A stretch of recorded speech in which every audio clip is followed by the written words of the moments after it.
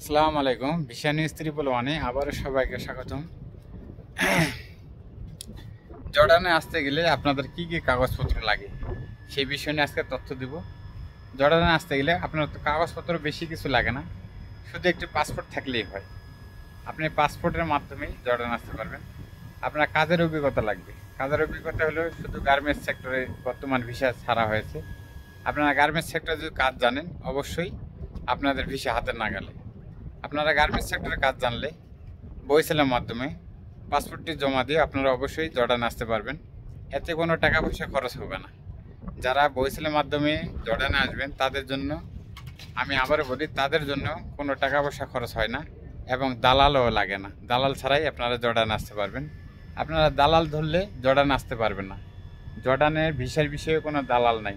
যারা free visa নিয়ে আসেন তাদের জন্য জর্ডানের ক্ষেত্রে হয়তো দালাল আছে এবং এজেন্সি আলাদা আছে।